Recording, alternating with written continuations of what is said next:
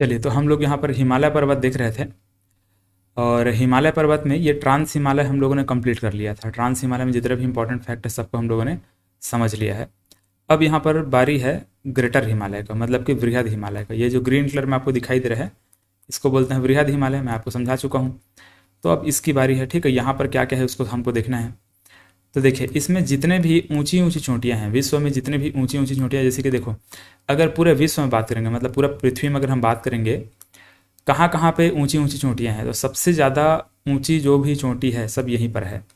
ठीक, इस प्रकार से आप देखेंगे यहाँ पर हिमालय पर्वत में हम लोग, मतलब ये वृहद हिमालय में जो माउंट एवरेस्ट देखने वाले हैं उसकी ऊंचाई 8,848 मीटर। ठीक है, माउंट एवरेस्ट का हम लोग देखेंगे 8,848.86 मीटर। इस प्रकार से हम लोग उसका जो माउंट एवरेस्ट है उसका ऊंचाई देखने वाले हैं।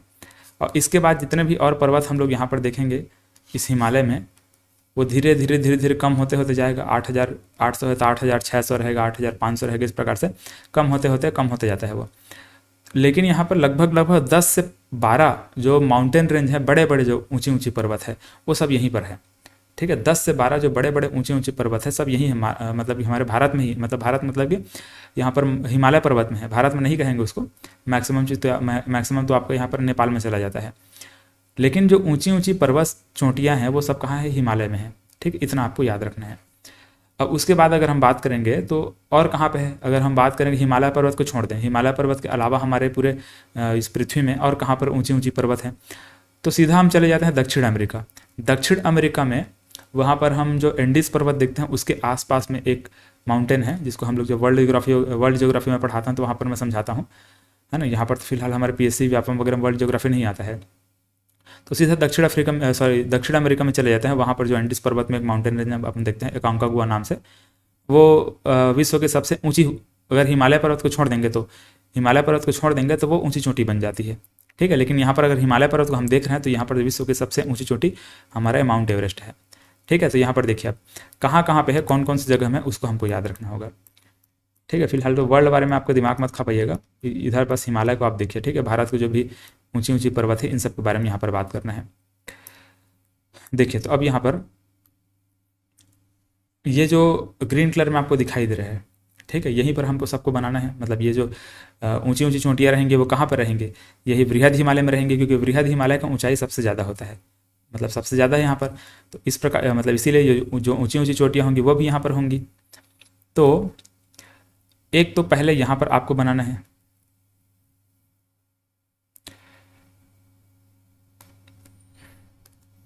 चलिए इसको मैं कौन से कलर में बनाऊँ, इसी कलर में बनाते हैं। ठीक है, यहाँ पर इस प्रकार से ये उत्तराखंड है। ठीक है, ध्यान से देखेंगे तो उत्तराखंड राज्य है। एक मैंने उत्तराखंड में इस प्रकार से बनाया, दूसरा भी मैंने यहाँ पर उत्तराखंड में बनाया। ठीक है, तो यहाँ से इधर से मैं, मतलब कि लेफ्ट साइड से मैं बनाते हुए जा रहा हूँ, मतलब कि पश्चिम दिशा से मैं बनाते हुए जा रहा हूँ। ठीक है, तो यहाँ पर जो मैंने पहला ये वाला जो चोटी बनाया हुआ है, ठीक है, इसका नाम है कामेत। ठीक है, इसको क्या बोलते हैं, कामेत बोलते हैं।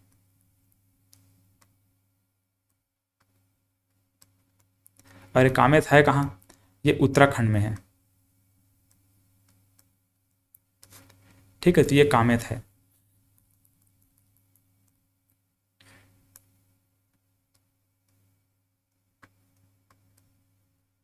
ये ऐसे, इसके बाद यहाँ पर नंदा देवी है, नंदा देवी।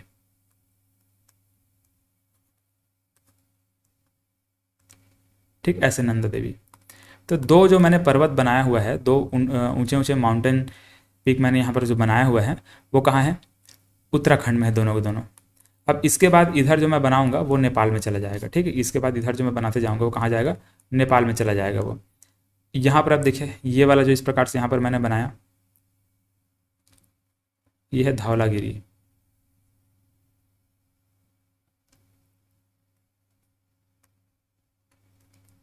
ठीक है, ये धौलागिरी है ना, ध्यान में रखेंगे, धौलाधार नहीं है। धौलाधार हम लोगों ने उधर मध्य हिमालय में देखा था।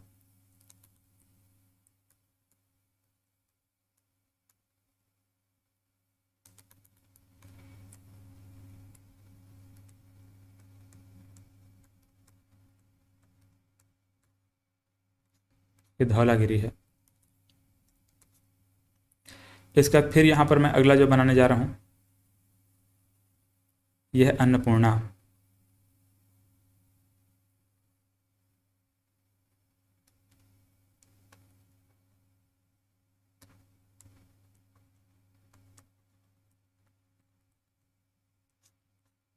ठीक है, ये अन्नपूर्णा है।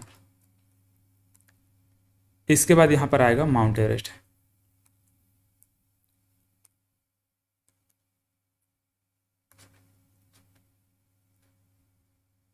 इस प्रकार से, ठीक है। ये जो माउंट एवरेस्ट है ये विश्व की सबसे ऊंची चोटी कहलाती है। अभी हम देखेंगे सबके ऊंचाई को भी आपको याद करवाऊंगा, कैसे याद करते हैं इसको। एक ट्रिक है आगे याद करने का, उसको मैं समझाऊंगा आपको। ठीक है, तो ये माउंट एवरेस्ट है।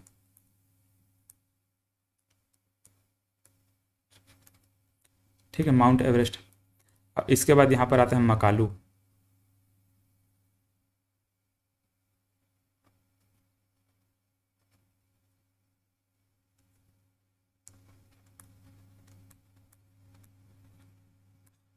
मकालू। इसके बाद यहाँ पर याद रखेंगे कंचनजंगा। कंचनजंगा के बारे में भी बहुत एक इम्पॉर्टेंट फैक्ट है यहाँ पर, उसको अभी मैं समझाऊंगा आपको, है ना। हालांकि मुझे उसको पहले ही बता देना चाहिए था कंचनजंगा के बारे में, लेकिन पिछले वाले क्लास में मैं भूल गया था इसको।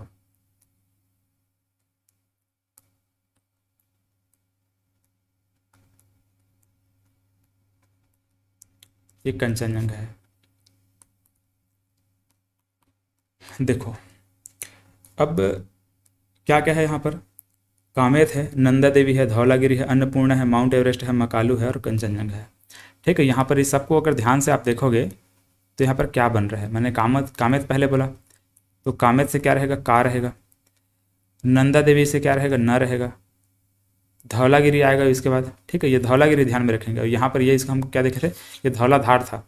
ये धौलाधार माउंटेन रेंज यहाँ पर था।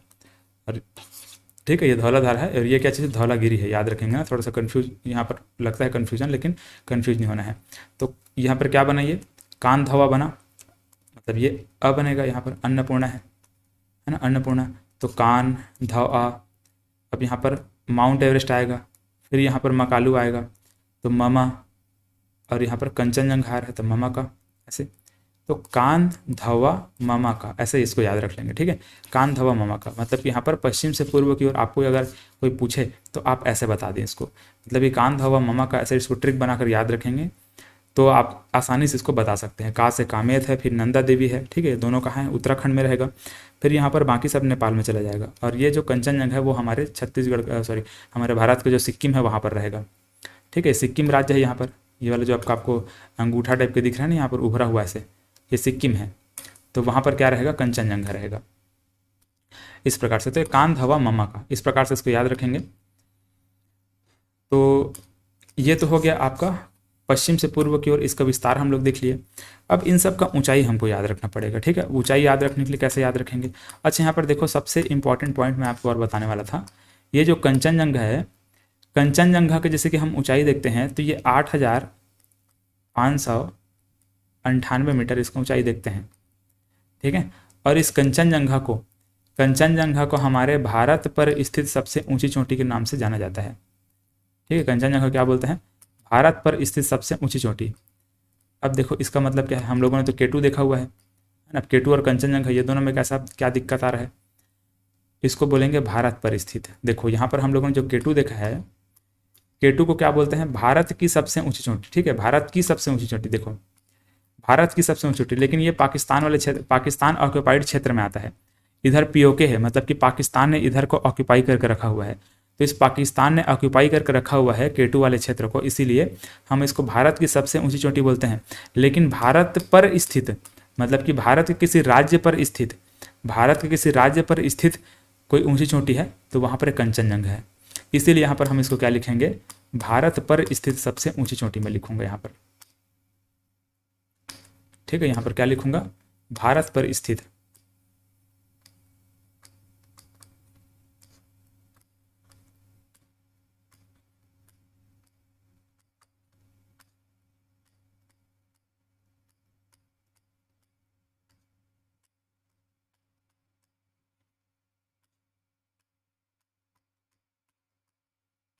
ठीक, ऐसे।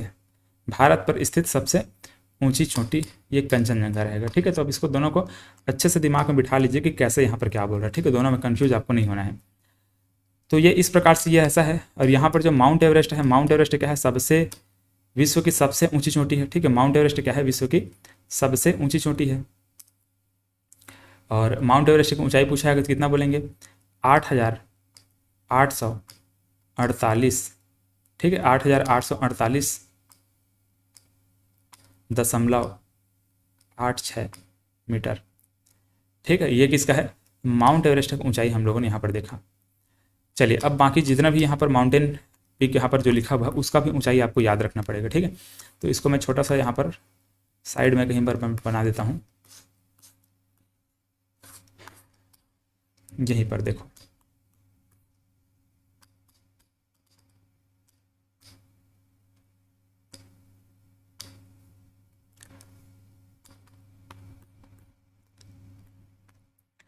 पहले हम लोगों ने क्या देखा, माउंट एवरेस्ट। ठीक है,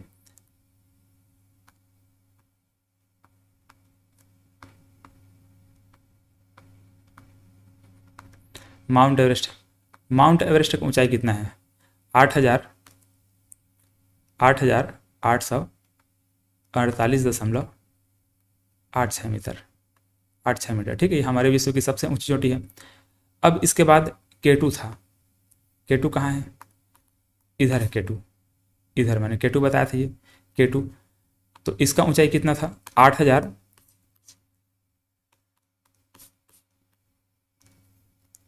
जो केटू है, केटू की ऊंचाई मैंने आपको कितना बताया था,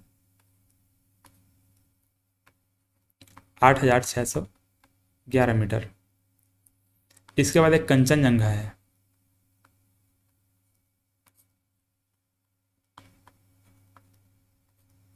कंचनजंगा की ऊंचाई कितना है, 8,598। ठीक है, इतना है, 8,598। अब इसके बाद आता है मकालू।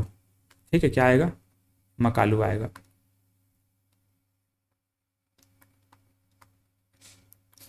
ठीक है, हिमालय यहाँ पर जो माउंट एवरेस्ट है उसी के पास में मकालू है, इसीलिए इसका भी ऊंचाई ज़्यादा है। तो मकालू का ऊंचाई जैसे कि हम देखते हैं तो कितना है, इसका है 8,481।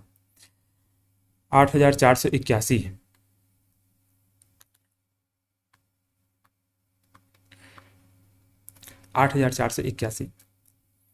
देखो, तो यहाँ पर हम लोगों ने सबसे पहले क्या समझा कि जो माउंट एवरेस्ट है उसकी ऊंचाई सबसे ज़्यादा है। ठीक है, एम। फिर यहाँ पर के मतलब कि एक तो केटू रहेगा और दूसरा क्या है, कंचनजंगा है ना। एक पहला केटू है, फिर उसके बाद क्या है, कंचनजंगा है, मतलब सबसे ज़्यादा ऊंचाई इसकी है। फिर यहाँ पर ये है, फिर यहाँ पर ये है ना। तो इस प्रकार से तीनों को ऊंचाई हम लोग इस प्रकार से देखें। फिर उसके बाद क्या है, ये है, तो ये एम आ गया। तो एम के एम यहाँ पर एक ट्रिक टाइप का बन गया, एक सिंपल सी निमोनिक टेक्निक आप चाहें तो बनाकर याद रख सकते हैं। तो एम के एम। अब यहाँ पर अगला जो आएगा वो डी से नाम रहेगा उसका। ठीक है, फिर जो अगला आएगा वो एन से नाम रहेगा, फिर वो अगला जो आएगा ए से नाम रहेगा, डीएनए बनेगा ये। ठीक है, मतलब कि यहाँ पर क्या आएगा, धौलागिरी आएगा, एन से नंगा पर्वत आएगा, और ए से अन्नपूर्णा आएगा, और इसके बाद फिर से यहाँ पर आएगा एन के एन, एन के एन, ऐसे आएगा। तो यहाँ पर जो डी से नाम बनेगा, ठीक है, डी से क्या रहेगा, धौलागिरी रहेगा।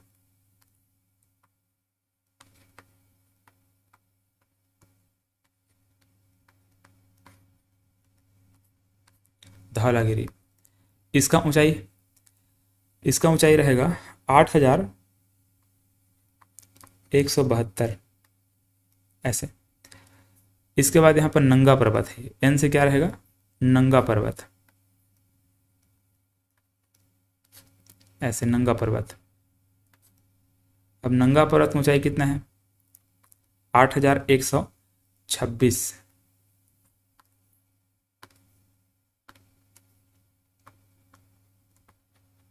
इस प्रकार से। और अ से क्या रहेगा, ए से क्या रहेगा, अन्नपूर्णा रहेगा, अन्नपूर्णा। इसका ऊंचाई है 8,078, ये ऐसे। चलिए, अब एन से यहाँ पर, एन से क्या आएगा, नंदा देवी आएगा,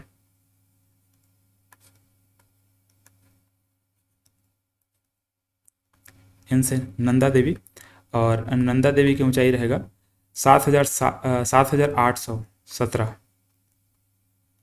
ऐसे। फिर यहाँ पर कैसे क्या रहेगा, कामेत रहेगा, कामेत, और कामेत की ऊंचाई रहेगा 7,756। और फिर यहाँ पर जो नामचा बरवा है वो रहेगा,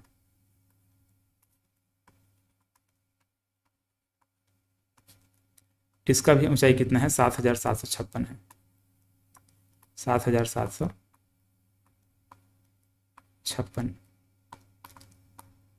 इस प्रकार से।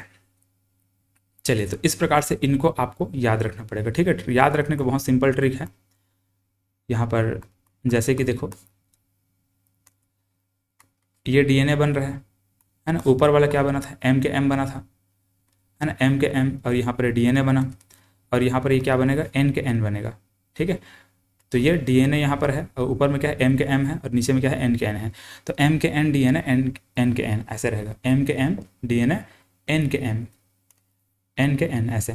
तो पहला क्या है, माउंट एवरेस्ट रहेगा, है ना, पहला क्या है, माउंट एवरेस्ट रहेगा। माउंट एवरेस्ट की ऊंचाई कितना है, 8,848 है। फिर K2 है 8,611 है। फिर कंचनजंगा 8,598, मकालू 8,481। तो यहाँ पर ध्यान से देखेंगे तो पहले यहाँ पर 8,800 है, फिर 8,600 उतरा, फिर 8,500 आया, फिर 8,400 आया, ठीक है। तो धीरे धीरे उतरते जा रहे हैं, 8,800 से लेकर 8,800, फिर उसके बाद 8,600, 8,500, 8,400, फिर यहाँ पर 8,100, 8,100, फिर 8,078, है ना। यहाँ पर ध्यान देंगे तो डीएनए वाला जो है ना, डीएनए इस डीएनए में क्या है, 110 है, 110 देखा जाए, 8,100, 8,100, 8,100, सॉरी 8,172, 8,126, 8,078। तो यहाँ पर ये 1, यहाँ पर ये 1, फिर ये 0। तो डीएनए वाले में याद रखेंगे 110 है, और ये वाले में एन के एन में ये 7,000 वाला है, ठीक है। सब में 7, 7, 7 इस प्रकार से आएगा, 7,800, 7,700, 7,700 ऐसे टाइप से। तो इसमें ये 7 वाला आ रहा है, इसमें यहाँ पर देखोगे तो 8,100, 8,100, 8,000 ऐसे ऐसे आ रहा है, और इसमें 8,000 में 8,800, 8,600, 8,500, 8,400 इस प्रकार से ये नीचे उतरते जा रहा है। तो इस प्रकार से ये जो भी ऊंची ऊंची पर्वतों के बारे में हम लोग जो बात करते हैं हिमालय पर्वत में, वो यहाँ पर लिखा हुआ है, मतलब यहाँ पर हम लोगों ने देख लिया। चाहोगे तो यहाँ पर इसको लिख भी सकते हो, जैसे कि हम लोगों ने मकालू, ठीक है। तो एम के एम ऐसे याद रखे थे ना, एम के एम। तो मकालू का हम लोगों ने कितना देखा है,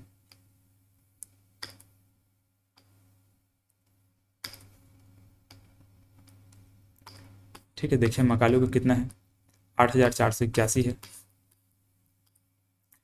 8,481 मीटर, ठीक है। ये ऐसा कुछ है। इसके बाद अन्नपूर्णा का हम लोगों ने कितना देखा है, डीएनए में देखा था ना, डीएनए में क्या था, 8,126 डीएनए में। फिर धौलागिरी में हम लोगों ने क्या देखा है ना, डीएनए मतलब धौलागिरी में क्या था, डी था,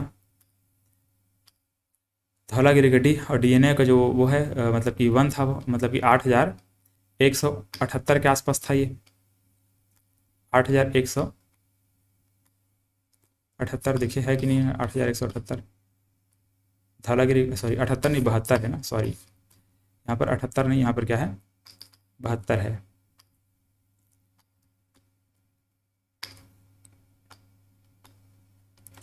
इस प्रकार से ये ऐसा कुछ। अब इसके बाद यहाँ पर नंदा देवी, तो नंदा देवी का 7,000 में देखे थे हम लोग, है ना, 7,800 कितना बताया था इसका, मैं 7,817 बताया था क्या यहाँ पर, हाँ 7,817 है।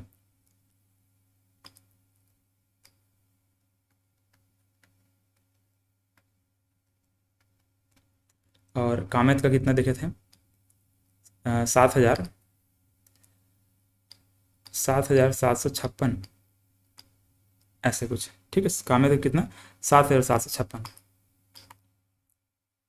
चलिए, तो इस प्रकार से हम लोगों ने जितने भी यहाँ पर ऊंची ऊंची चोटियाँ हैं उनके नाम हम लोगों ने यहाँ पर लिख लिया, और नाम के साथ उसकी ऊंचाई वगैरह को भी हम लोगों ने देखा, ठीक है। बाकी आप लोग इसको बना लीजिएगा जैसा भी है।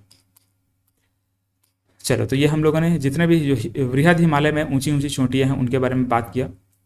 यहाँ पर ध्यान से देखेंगे तो नामचा बरवा इधर है ना, नामचा बरवा की ऊंचाई हम लोगों ने मतलब कितना देखा है, नामचा बर्फ ऊंचाई 7,756 अभी बताया हूँ आपको, है ना, ये हम लोगों ने देखा। इसी प्रकार से नंगा पर्वत यहाँ पर हम लोगों ने देखा है।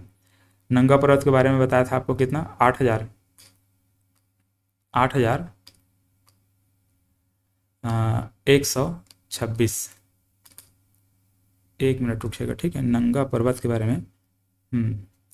अच्छा, यहाँ पर मतलब कि नंदा देवी का, एक मिनट, हाँ, नंदा देवी का ऊंचाई कुछ और होगा। अच्छा ठीक है, ठीक, नंदा देवी का लिख लिए हैं। तो 8,126 इसका मैंने आपको बताया हुआ है, इतना। चलिए, तो ये हम लोगों ने जितने भी ऊंची ऊंची चोटियां हैं उन सब का ऊंचाई हम लोगों ने लिखा। अब आगे हमको क्या करना है कि ये जो मध्य हिमालय यहाँ पर है इसके बारे में बात करना है, ठीक है, जो यहाँ पर मिडिल हिमालय है या फिर लेसर हिमालय है उसके बारे में बात करना है। तो अब इस मध्य हिमालय के बारे में जब बात करते हैं तो यहाँ पर हम लोग क्या देखते हैं कि ये जो वृहद हिमालय, ये जो हमको दिखाई दे रहा है, ठीक, ग्रीन कलर में जो है वो वृहद हिमालय है, और नीचे वाला पीर पंजाल है, ठीक है, नीचे वाला क्या है, पीर पंजाल है। तो इस पीर पंजाल और इस वृहद हिमालय के बीच में यहाँ पर एक हमको घाटी देखने को मिलता है, एक वैली हमको देखने को मिलता है, ठीक है, ये वाले क्षेत्र में हमको एक घाटी देखने को मिलता है ऐसे। और ये जो घाटी इसको बोलते हैं कश्मीर घाटी, ठीक है, इसको कश्मीर घाटी के नाम से जानते हैं, ठीक है। जम्मू कश्मीर आप लोग पढ़े भी होंगे। देखो आपको अभी मैं कश्मीर दिखाता हूँ कहाँ है, ये देखो कश्मीर घाटी कैसे दिखता है। ऊपर में क्या है, ऊपर में है वृहद हिमालय, इधर वृहद हिमालय है, और नीचे में क्या है, पीर पंजाल है। तो इस वृहद हिमालय और पीर पंजाल के बीच में क्या है, यहाँ पर कश्मीर घाटी, ठीक है, कश्मीर घाटी ऐसे देखो। मतलब कि चारों साइड से देखोगे आप ध्यान से, तो पूरा जो कश्मीर है, ये कश्मीर चारों साइड से पहाड़ों से घिरा हुआ है, ठीक है। बीच में एक छोटा सा घाटी, मतलब इसी घाटी बोलते हैं अगर चारों साइड से पहाड़ से अगर कोई जगह ऐसे घिरा हुआ है, या फिर दो पहाड़ों के बीच में अगर कोई बड़ा सा जगह है उसको घाटी बोल देते हैं, उसको वैली बोल देते हैं, घाटी इस प्रकार से। तो ये कश्मीर घाटी है, ठीक है। तो यहाँ पे कश्मीर है और नीचे में देखोगे तो यहाँ पर जम्मू है।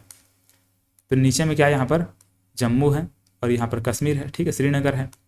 तो ये जो अगर हमको इस जम्मू से लेकर के कश्मीर तक अगर जाना रहेगा, ठीक है, जम्मू से नीचे, मतलब नीचे क्या है, जम्मू है और ऊपर क्या कश्मीर है। तो जम्मू से कश्मीर हमको जाना रहेगा तो इस प्रकार से ये जो भी पहाड़ों के बीच में पतला पतला सकरा सकरा जो रास्ता है ना, इस प्रकार से घुमावदार, इसको दर्रा बोलते हैं। तो इन्हीं से होकर हमको जाना पड़ता है इस प्रकार से, ठीक है। तो जम्मू से कश्मीर जाने के लिए हमको इस प्रकार से दर्रा से होकर जाना पड़ेगा। तो बहुत सारा हम लोग यहाँ पर दर्रा देखते हैं, ठीक है, जैसे कि इधर भी है, जैसे ऐसे दर्रा बन रहेगा, ये ऐसे। तो ये दर्रा हम लोग देखते हैं। और ये दर्रा के अलावा ये जो जहाँ पर इस पहाड़ की ऊंचाई बहुत ज़्यादा हो जाती है वहाँ पर सुरंग बना देते हैं, ठीक है, वहाँ पर सुरंग भी बनाया जाता है, ठीक है, इस प्रकार सुरंग भी बनता है। तो सुरंग के बारे में भी हम लोग बात करेंगे। तो यहाँ पर हम लोग सिंपल क्या देख रहे हैं, जो जम्मू है वो कहाँ है और कश्मीर है वो कहाँ है, देखो। तो इस वाले क्षेत्र में कहीं पर जम्मू है, ठीक है, यहाँ पर क्या है, जम्मू है, और इधर ये कश्मीर है। तो जम्मू से अगर कश्मीर जाना है, जम्मू से अगर कश्मीर जाना है तो वहाँ पर हमको दर्रा से जाना पड़ेगा, दर्रा से ऐसे जाना पड़ेगा, ठीक है। तो दर्रा का नाम हमको आपको याद रखना पड़ेगा, ठीक है। अब यहाँ पर जो दर्रा बनेगा उस दर्रा का नाम आपको याद रखना पड़ेगा। इस प्रकार से यहाँ से लेकर यहाँ तक एक दर्रा बनेगा।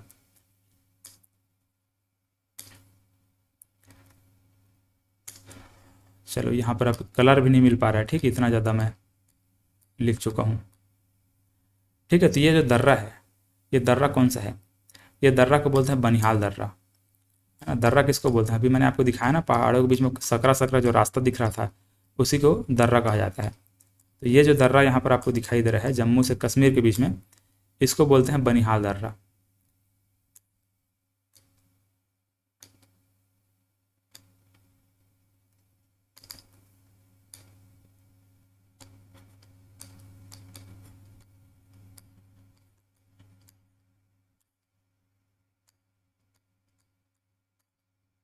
है ना, यह बनिहाल दर्रा किसके किसके बीच में पूछा जाएगा, तो जम्मू से कश्मीर के बीच में बनिहाल दर्रा है। इसी प्रकार से यहाँ पर लेह है, ठीक है, लेह लद्दाख। ये लेह में अगर लेह जाना है आपको, और कहाँ से जाना है, लेह मनाली से जाना है, ठीक है। यहाँ पर हिमाचल प्रदेश में देखोगे तो मनाली है, ठीक, इधर हिमाचल प्रदेश में क्या है, मनाली है, ये वाले पॉइंट पर। तो इस हिमाचल प्रदेश में जहाँ पर मनाली है, इस मनाली के आसपास से, मान चलो ये मनाली यहाँ पर है, तो इस मनाली से हमको जाना है कहाँ, लेह जाना है, ऐसे। तो ये हमको इस प्रकार से जाना पड़ेगा, है ना, इधर से बोलो चाहे उधर से बोलो, इस प्रकार से मनाली से लेह जाएंगे। तो यहाँ पर जो दर्रा हमको देखने को मिलता है, इस दर्रा का नाम है रोहतांग दर्रा।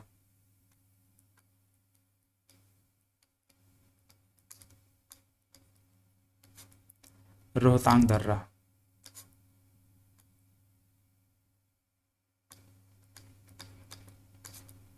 ये ऐसे। तो दो दर्रा हम लोगों ने देखा। अब अगर डायरेक्ट आपको कहाँ जाना है, कश्मीर से जाना है सीधा कहाँ, लेह जाना है, ये ऐसे, इस प्रकार से कश्मीर से लेह जाना है। तो यहाँ पर जो दर्रा है उसको बोलते हैं जोजिला दर्रा।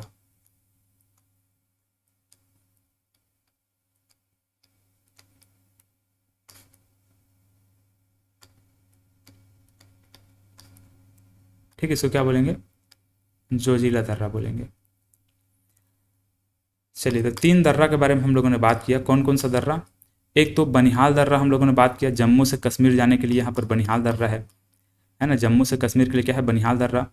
और कश्मीर से लेह जाने के लिए यहाँ पर जोजिला दर्रा है। और मनाली, ठीक है, उत्तराखंड सॉरी हिमाचल प्रदेश में यहाँ पर मनाली है, इस मनाली से जाना है कहाँ, लेह जाना है, तो यहाँ पर क्या चीज़ है, रोहतांग दर्रा है। चलिए, तो इस प्रकार से ये 3 ठो दर्रा के बारे में हम लोगों ने बात किया हुआ है। अब यहाँ पर हम लोग इन्हीं दर्रा में कुछ सुरंग भी देखने वाले हैं, ठीक है, आगे हम लोग सुरंग के बारे में भी बात करेंगे। इन्हीं दर्रा में हम क्या देखने वाले, सुरंग देखने वाले हैं। तो जहाँ पर ऊंचाई बहुत ज़्यादा हो जाती है, जहाँ पर ये जो माउंटेन पीक है, मतलब ये जो पर्वत है, जैसे कि यहाँ पर ये पीर पंजाल है, तो इस पीर पंजाल की ऊंचाई जहाँ पर बहुत ज़्यादा होती है, वहीं पर इस प्रकार से बीच में सुरंग बनाए थे, ठीक है, बीच में क्या बनाते हैं, सुरंग बनाते हैं, सुरंग बन जाता है, सुरंग बनाते हैं। और वैसे यहाँ पर भी एक सुरंग बना हुआ है। तो 2 ठो सुरंग हम लोग यहाँ पर देखने वाले हैं, ठीक है। एक तो यहाँ पर सुरंग देखने वाले हैं, मतलब कि पीर पंजाल रेंज में, ठीक है, पीर पंजाल रेंज में कुछ इस वाले पॉइंट पर हम एक सुरंग देखेंगे, ठीक है, यहाँ पर इस प्रकार से, और दूसरा हम यहाँ पर सुरंग देखेंगे इस प्रकार से। ये तो दोनों कहाँ हैं, पीर पंजाल जो श्रेणी हम लोग लिखे हैं, इसी पीर पंजाल श्रेणी में जो सुरंग है उसको मैं बनाने वाला हूँ, ठीक है। तो जो पहला सुरंग यहाँ पर, ये इधर जो मैं बना रहा हूँ, मतलब कि जम्मू कश्मीर में ये वाले पॉइंट पर जो मैं सुरंग जो बनाने जा रहा हूँ, ये जो सुरंग का नाम है, इसका नाम क्या है, अटल टनल है, सॉरी अटल टनल नहीं, इसका नाम है आपका जवाहर सुरंग, ठीक है, अटल इसका नाम रहेगा, अटल सुरंग,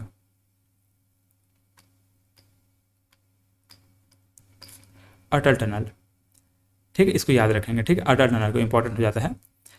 अटल टनल का अगर लंबाई आपसे पूछा जाएगा तो 9.02 किलोमीटर, ठीक है, ये इंपॉर्टेंट है क्योंकि यहाँ से एग्जाम में प्रश्न बना हुआ है, ठीक है, कोई एग्जाम था अभी, क्योंकि ये जो सुरंग है नया सुरंग है ना, ज़्यादा पुराना नहीं है, 2020 के आसपास इसका उद्घाटन किया गया था, बन रहा था बहुत पहले से, ठीक है, बन रहा था बहुत पहले से, लेकिन बनकर तैयार कब हुआ, ये 2020 में बन करके तैयार हुआ है,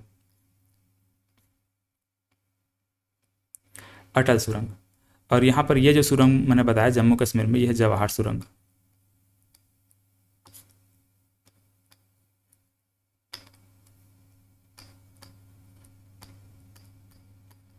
और ये बहुत पुराना सुरंग है, जवाहर सुरंग जो है वो 1956 के आसपास इसको बनाया गया था। और इसका लंबाई उतना भी बड़ा नहीं है, लेकिन उसको आपको याद नहीं रखना, इसको छोड़ देना, ठीक है, इसका लंबाई को, जवाहर सुरंग का। लेकिन यहाँ पर जो अटल टनल मैंने बताया है, इसको याद रखना है। अटल टनल किस पर्वत श्रेणी में अगर आपसे पूछा जाएगा तो आपको बताना होगा कि पीर पंजाल श्रेणी में है, ठीक है। अटल टनल किस में है, पीर पंजाल में, देखो यहाँ पर ध्यान से, अटल टनल किस में है, पीर पंजाल रेंज में है, ठीक है, ये वाला जो रेंज है वो क्या है, पीर पंजाल रेंज है। और जवाहर सुरंग किस में है, ये भी पीर पंजाल रेंज में है। लेकिन अटल टनल कहाँ है, हिमाचल प्रदेश में है, ठीक है, अटल टनल कहाँ है, ये हिमाचल प्रदेश में है। जबकि यहाँ पर जवाहर सुरंग कहाँ है, ये जम्मू कश्मीर में है ना, जम्मू कश्मीर में है। ये ऐसे इसको याद रखेंगे, जम्मू कश्मीर में है ये, अटल टनल हिमाचल प्रदेश में, ये जम्मू कश्मीर में। श्रेणी दोनों का सेम है, मतलब कि पीर पंजाल श्रेणी है दोनों का। अगर आपको पूछा है कौन से दर्रा में है, तो अटल टनल किस में है, रोहतांग दर्रा में है, ठीक है, ये रोहतांग दर्रा है ये। और यहाँ अगर पूछा है ये कौन से दर्रा में है, तो ये किस में, बनिहाल दर्रा में है, ठीक है। तो यहाँ पर रोहतांग दर्रा, यहाँ पर बनिहाल दर्रा, इसी में सुरंग इस प्रकार से बनाया गया है। तो ये जवाहर सुरंग और यहाँ पर ये अटल सुरंग। ठीक, अब एक दो और सुरंग है जिसका नाम चाहें तो आप याद रख सकते हैं, जैसे कि एक यहीं पर ये जो ये वाला श्रेणी है पीर पंजाल में, इसी वाले पॉइंट पर कहीं पर, जैसे कि कुछ ये वाले पॉइंट पर, ऐसे ये वाले पॉइंट पर यहाँ पर एक सुरंग का नाम है इसका चेनानी नासरी नाम से कुछ ऐसा उसका कुछ नाम है, चेनानी नासरी। ठीक है, तो इसको फिलहाल तो ऐसे इंपॉर्टेंट नहीं है, चाहे तो आप इसको याद रख सकते हो। चेनानी नासरी नाम को उसका मतलब उसका नाम है चेनानी नासरी। 9.2 किलोमीटर उसका लंबाई है और उसी को ऐसा माना जाता है कि भारत का सबसे लंबा सुरंग है, मतलब सबसे लंबी सुरंग है, वो भी सड़क सुरंग। ठीक है, सबसे लंबी सड़क सुरंग के रूप में उस चेनानी नासरी जो सुरंग है उसको माना जाता है। ठीक है, लेकिन यहाँ पर एग्जाम में पूछा गया है आपका अटल टनल, इसलिए आपको अटल को याद रखना है। अटल से भी थोड़ा सा ज़्यादा लंबा है ना, देखो 9.2 किलोमीटर मैं बोल रहा हूँ इसका, ये चेनानी नासरी का। चेनानी नासरी कितना बोल रहा हूँ मैं, 9.2 किलोमीटर। इसी को श्यामा प्रसाद मुखर्जी सुरंग के नाम से भी जानते हैं। ये जो चेनानी नासरी यहाँ पर मैं बताने वाला हूँ उसको क्या बोलते हैं, श्यामा प्रसाद मुखर्जी के नाम से भी जानते हैं, लेकिन उसको फिलहाल अभी आप मत लिखिए। ठीक है, यहाँ पर अटल सुरंग और ये जवाहर सुरंग, इतना याद रखेंगे, इतना काफ़ी है। चलो, तो ये फिलहाल इतना हुआ। अब देखो इसके अलावा यहाँ पर छोटे छोटे और सुरंग है, जैसे कि पीर पंजाल रेंज में ही एक पीर पंजाल नाम से एक सुरंग है, तो चाहो तो उसको भी याद रख सकते हो। पीर पंजाल जो सुरंग है वो एक रेल सुरंग है, बहुत लंबा है ऐसा माना जाता है उसको भी।